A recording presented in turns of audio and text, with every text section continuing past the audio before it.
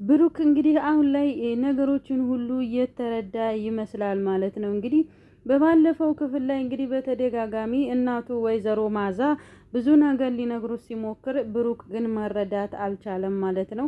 እማዬ ተይኝ እባክሽ፣ እማዬ እንደዚህ አይነት ሀሳብ አታምጭብኝ እባክሽ ተይኝ እያለ ነገሮችን ለመረዳት ትንሽ ከብዶት ነበር። እንዲሁም ሰራተኛ ሆና የገባችው ዋንትያ እንግዲህ ሁሉን ነገር ልትነግረው ብትሞክርም እሷ የመጣችለት አባቱና ሚስቱ ሶፋ ላይ ሲሳሳሙ እንዳየቻቸው ልትነግረው ብትሞክርም ነገር ግን ብሩክ መረዳት አልፈለገም፣ ወይም ደግሞ ያን ነገር አምኖ መስማትም መቀበልም አልፈለገም ነበረ። ነገር ግን ዛሬ እንግዲህ ራሱ በራሱ በእጁ እንግዲህ በአይኑ በብሬኑ እንግዲህ የዛ ቢሮ ሄደው ሲሳሳሙና እንዲሁም ደግሞ ፍቅር ፍቅር ሲያጫውታቸው አግኝቷቸዋል ማለት ነው። ከዛም በኋላ እንግዲህ ወይዘሮ ሜላትም እባክህ እባክህ የኔ ውድ ባል እባክህ ተከስተ እባክህ ያ ነፈዝ የሆነ ልጅህ ይሄን ነገር ካወቀ ይገለናል እባክህ እባክህ እያለች ስትለው ተከስተ ደግሞ እንግዲህ እኔ ልጄን በደንብ ጠንቅቄ ነው የማውቀው ምንም ያወቀው ነገር የለም እያለ ይገኛል ማለት ነው። ነገር ግን ብሩክ አሁን ላይ ሁሉን ነገር እያንዳንዱ ነገር ተገልጦለታል። እንዲሁም እናቱንም እማዬ ይቅርታ እንጂ ብዙ ነገር ልትነግሪ ስትሞክሪ እኔ እንደዚህ አይደለም እማዬ ተይ እባክሽ እያልኩኝ እዚህ ቤት ያለ ሰላምን ስለምፈልግ ብቻ አንቺን እየተቆጣሁሽ ብዙ ነገር ሳሰቃይሽ ከርሜያለሁ እማዬ ይቅር በይኝ እያለ እንግዲህ እናቱን ይቅርታ እየጠየቀ ይገኛል ማለት ነው።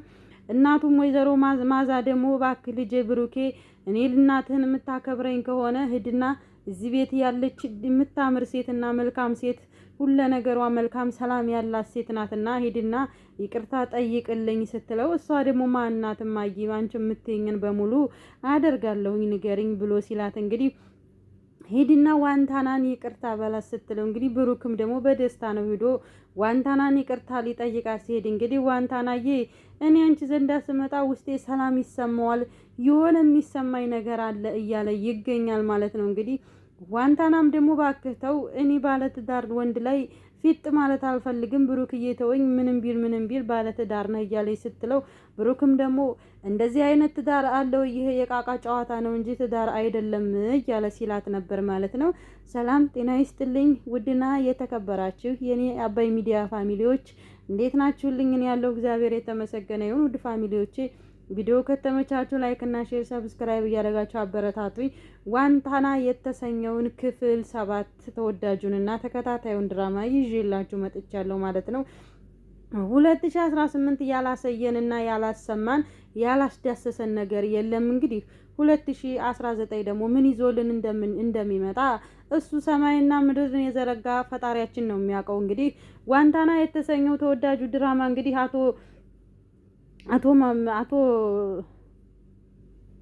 አቶ ተከስተ እንግዲህ ከልጁ ሚስት ጋራ እየማገጠ ይገኛል ማለት ነው። እንግዲህ አቶ ተከስተና ሜላት እንግዲህ በተደጋጋሚ ልጃቸው በረከት ብሩክ እንደያያቸው እየተደበቁ ብዙ ነገር ሲያደርጉ እንዲሁም ደግሞ እናቱን ሲያሰቃይበት ነበር ማለት ነው። እንግዲህ በረከትም እንግዲህ ብዙ ነገሮችን ለመረዳት ተቸግሮ ነበረ።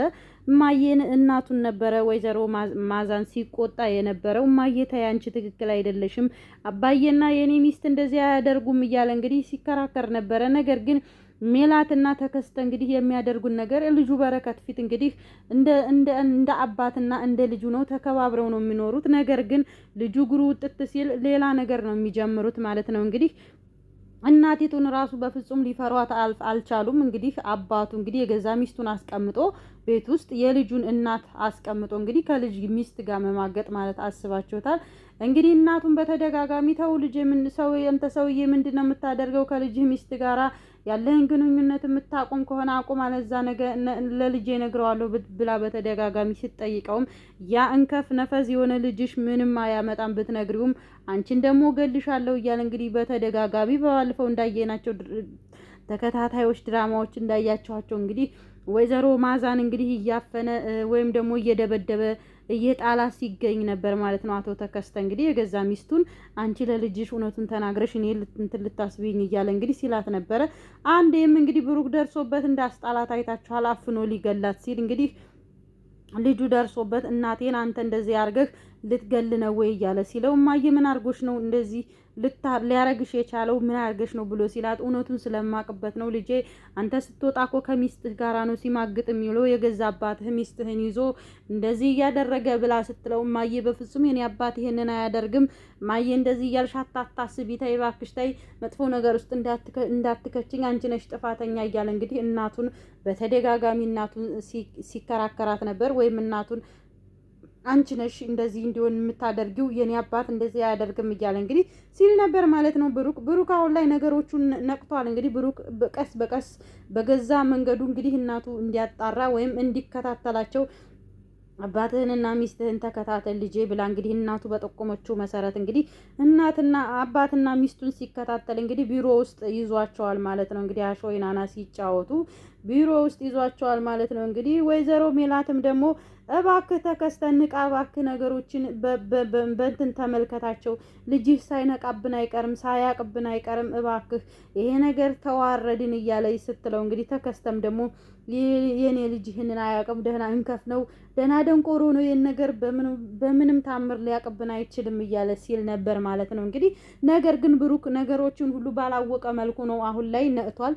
ምክንያቱም በራሱ እጅ በእጅ ታንድ ሁለቴ ሶስቴ ቢሮ ውስጥ ሲማግጡ ሲያያቸው ምንም ነገር ሳያስደነግጥ እንግዲህ ሳያስነቃ ነው እንግዲህ ነገሮችን መከታተል የጀመረው ማለት ነው። እንግዲህ አባቱ ቢሮ እንግዲህ ሲሄድ ሰተት ብሎ አባቱ ቢሮ ሲሄድ እንግዲህ ሚስቱና አባቱ እንግዲህ እየተሳሳሙ ሲያገኛቸው ምንም ሳይል ወይ አባዬ እዚህ ነበርክ እንዴ ብሎ ሲል አዎ እዚህ ነኝ፣ አንቺስ እዚህ ነበርሽ እንዴ እኔ ፍቅር ብሎ ሲላት አዎ እኔ እኮ አባዬን ትናንትና ባስቀየምኩት ነገር ይቅርታ ጠይቄ ቁርስ ልጋብዘው ነበረ ብሎ እንግዲህ ነገሮችን በቀላሉ መንገድ አይቶ ትቷቸው መጥቷል ማለት ነው። ምክንያቱም እና ለማስነቃት ማለት ነው። እዛ ውስጥ ያዙ ይልቀቁኝ ካለ ነገሩ ይታወቅበታል ማለት ነው። ነገሩ እንዳይታወቅበት እንግዲህ ሸፈንፈና አድርጎ ነው ያለፈው ማለት ነው። ከዛም በኋላ ለእናቱ ሂዶ እንግዲህ እማዬ አንቺ ያልሽኝ ሁሉ ነገር ትክክል ነበረ፣ እማዬ አንቺ ያልሽኝ በሙሉ ልክ ነው፣ የገዛ ሚስቴንና አባቴን ቢሮአቸው ያስኳቸው ሲል እንግዲህ ለእናቱ ሲነግራት ልጄ እኔ እኮ ብዬህ ነበረ ተመስገን ነው አሁንም ነገሮችን ሁሉ በቀላሉ ወይም ደግሞ አንተ ባይንህ እንዲታይ የሆነበት መንገድ ተመስገን ነው፣ እንኳንም አየህልኝ ልጄ ብላ እንግዲህ እናቱ ደስ ሲላት ነበር ማለት ነው። ምክንያቱም የገዛ ልጇ እንግዲህ ቤት ውስጥ በገዛ አባቱ ሚስቱን ሲነጠቅ እንግዲህ አስባችሁታል ምን ያህል እንደሚከብድ። ከዛም በኋላ እንግዲህ ዋንታና እንግዲህ በጣም በተደጋጋሚ ዋንታና የበረከት የብሩክ ፍቅር በጣም አድሮባታል። ነገር ግን አሁን ላይ እባክህ ጌታ ሆይ ከዚህ ሰውዬ ፍቅር እንዳይዘኝ ይሄ ልጅ ባለ ትዳር ነው እያለች እየጸለይ ትገኛለች ማለት ነው። እንግዲህ በረከት ብሩክም ደግሞ እኔ እዚች ልጅ ምን አይነት መልካም ሴት ናት፣ ምን አይነት ሰላም ያላት ሴት ናት፣ እዚች ልጅ ዘንድ ስመጣ ሁሌም ሰላም ይሰማኛል እያለ እንግዲህ እቅፍ አድርገሽ ዳሽኝ እያለ ይገኛል ማለት ነው። ብሩክም እንግዲህ ዋንታናም ደግሞ ባለ ትዳር እኮ ነው ብሩኬ ተው እባክህ ተው ስትለው ይሄ ቃቃ ጨዋታ ነው እንጂ ትዳር አይደለም እያለ ሲል ነበር ማለት ነው። እውነት ነው፣ ይሄ ቃቃ ጨዋታ ነው።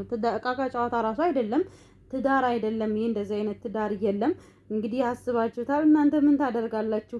የገዛ ሚስታችሁ ወንድም ከሆናችሁ ከአባታችሁ ጋር፣ ሴትም ከሆንሽ ደግሞ ከገዛ አባትሽ ጋር ስትማግጡ ሲታይ ምን ይሰማችኋል? እስኪ ኮሜንት ላይ ያስቀምጡልኝ ማለት ነው። እንግዲህ ከዛም በኋላ እንግዲህ ወይ አቶ ብሩኬ እንግዲህ ነገሮችን ሁሉ ተረድቶ አሁን ላይ ከተሜላት ይልቅስ ወደ ዋንታና አዝሟል ማለት ነው። የብሩክ እናትም ወይዘሮ ማዛ እንግዲህ ልጄን ለዚች ልጅ ነው የምድረው፣ ምን አይነት መልካም ሴት ናት እያለች ትገኛለች ማለት ነው። እንግዲህ ሜላት እንግዲህ ዋንታና የማዘርን እግር ስታሻሽ ስታገኛት ሶፋ ላይ ቁጭ ብላ አንቺ ገረድ ምን ልታረጊ እዚህ ሶፋ ላይ ተቀመጥሽ?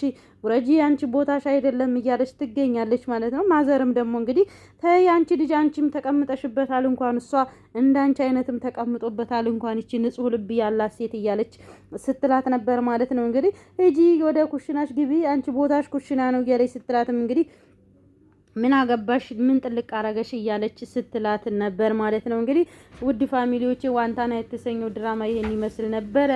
በክፍል 8 እስከምንገናኝ ድረስ መልካም ቆይታ ይሁንላችሁ። ባይ ባይ።